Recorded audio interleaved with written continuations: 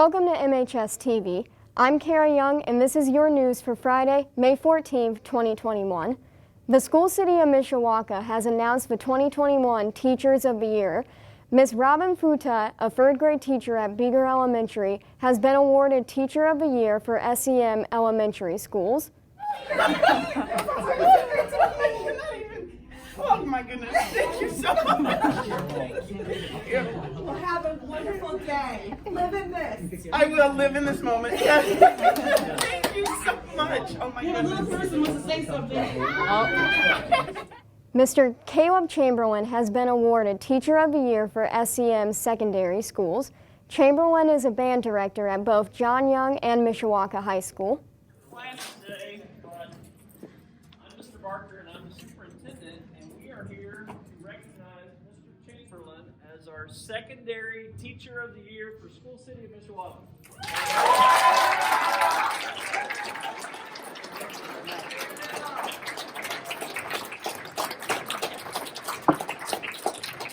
Congratulations to both Ms. FUTA and Mr. Chamberlin for all their hard work and dedication to make School City of Mishawaka a better learning environment.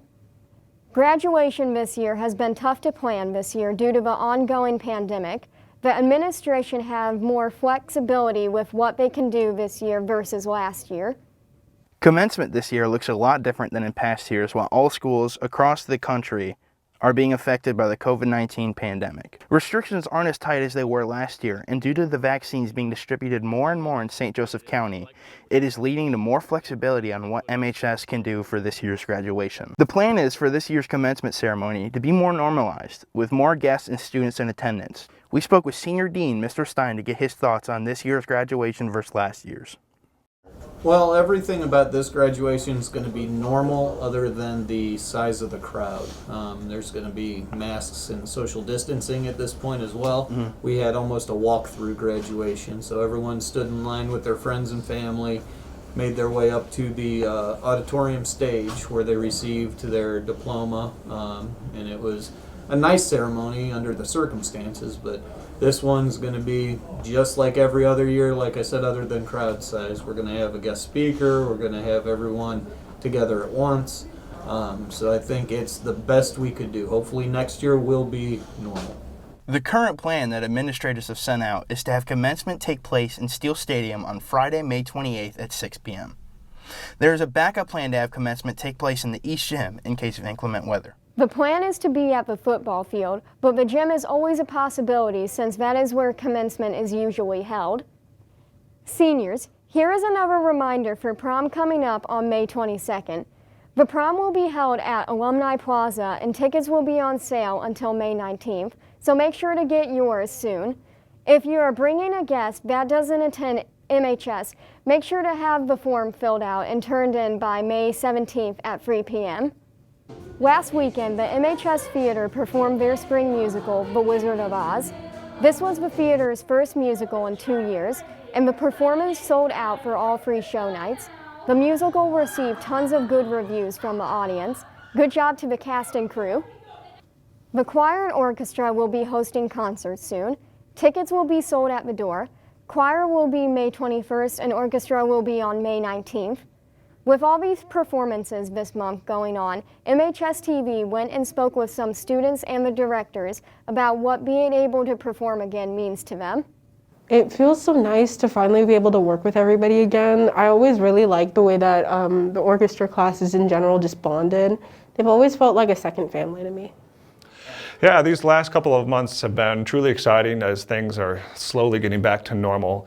More than anything, the students, you can just see the hearts and their spirits are excited to be doing concerts and plays and musicals, etc. So we're just so fortunate to have the opportunity. You know, last year was incredibly difficult, of course, when we had to postpone and then cancel Shrek the Musical just a day before the opening night.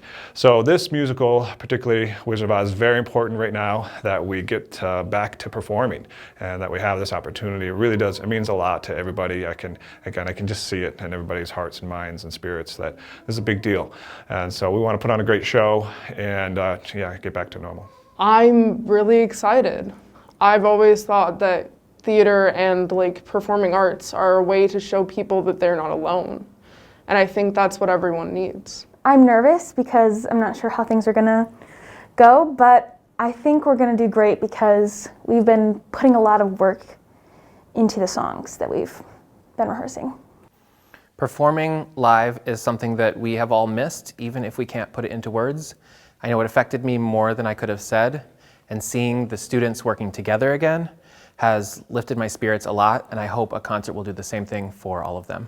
Moving into pandemic performances is a different ball game, but it still has the level of excitement that comes from live performances. There's just many other things that have to go into the planning process to make sure that they run smoothly.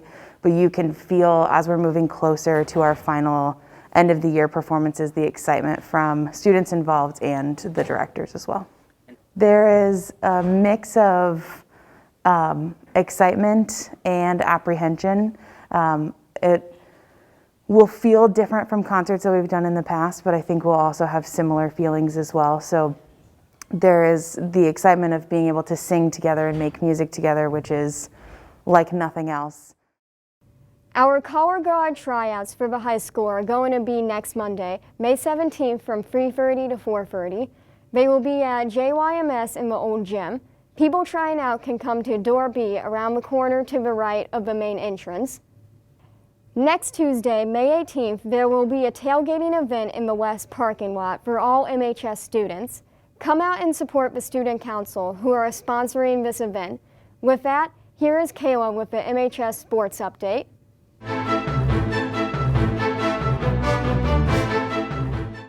The boys' baseball team has been competing every day over the last week. After dropping games Friday against WAWASEE and Saturday against Griffith, they came back to win back-to-back NLC contests.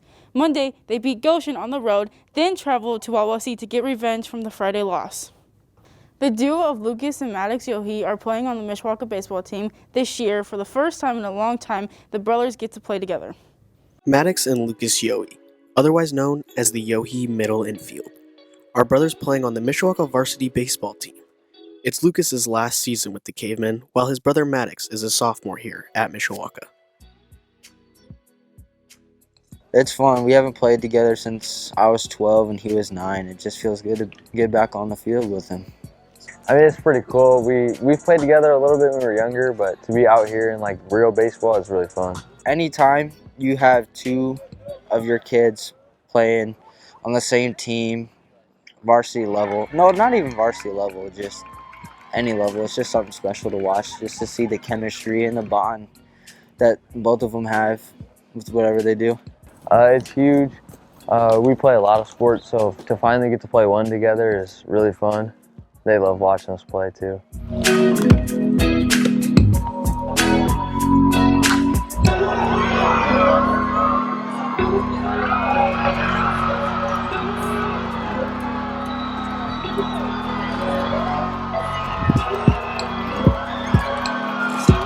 You got to make every play because you know if you make an error, you're definitely going to hear it from one of us, like each other, and so you just got to be locked in at all times. Come out to Baker and watch the two brothers play on the diamond.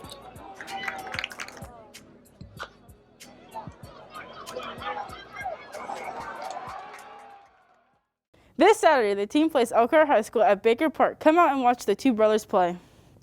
The softball team got back onto the field last week as they hosted the Cayman Classic tournament at Baker Park.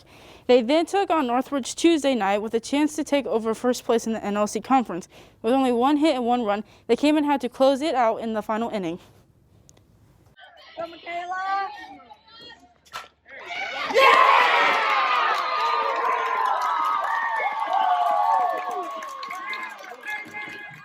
They ended up winning the game 1-0. They traveled to Northwood and Plymouth over the next 2 days. On Tuesday, May 4th, the Caveman girls track team had their last regular season meet where they faced off against Northridge and WAWASEE and finished second place. On Tuesday, May 11th, they participated in the NLC championship meet where they placed third as a team with Sarah Bashara and Deja Robertson receiving all NLC nominees, with Claire Scheid getting an honorable mention. Next Tuesday, May 18th, the girls will be hosting the sectional track meet at Steel Stadium. Good luck to the Caveman girls track team. On Wednesday, May 5th, the Caveman boys track team participated in their final regular season meet against Goshen and Warsaw, where they would achieve first place on Tuesday, May 11th. They faced off in the NLC championship meet, where they achieved third place as a team with Devon Parker, Troy Cooks, Mark Crooks, Dylan Wise, and Max McCullough receiving first team all-NLC nominees, with Ryan Hooper-Gardner getting an honorable mention. Next Thursday, May 20th, the boys will be going to Penn High School to participate in their sectional track meet. Good luck to the Caveman boys track team. Last Wednesday, the boys golf team had a match against Adams and Riley, where they split, beating Riley and losing to Adams. They would move on to finish 4th at the Flow Tracker Invite with a score of 394. The following day, they competed at the Concord Invite, finishing 12th with a score of 417. After such a busy week, they moved on to match back at home Monday against Northwood and Concord. Although suffering their first losses of the season, it was a great improvement of the team shot their first match under 200 with a final score of 196. Now to Austin for some local news updates. There we go. Mishawaka's Ice Ribbon and Cafe Events Center is closer to becoming a reality. With help from the City Council and the Redevelopment Commission, the city signed off on a $50 million stimulus bill to fund not only this project but nearly a dozen other projects, such as a new fire station and some road upgrades. Mishawaka is trying to set up a COVID-19 assistance program with unused federal COVID relief money. The Mishawaka Food Pantry requested $45,000. The South Bend Regional Chamber of Commerce would set aside $250,000 for local restaurants. This money would go to restaurants and bars that are locally owned and run in order to support small businesses. The FDA has permitted the PFIZER vaccine to be used at 12 to 15-year-olds. This news came out earlier this week, as it has only been approved for 16 years and older prior to this announcement. This is being done in hopes of lowering the number of active COVID cases as well as getting students vaccinated before the start of next school year. Lastly, 2 radio and TV students were highlighted in the South Bend Tribune last week for their unique friendship. Make sure to check out the story about Drew Mason and Justin Fisher by Tom Noy. That's all for your news this week. Shout out to Mr. Rendell. Have a great weekend, Caveman.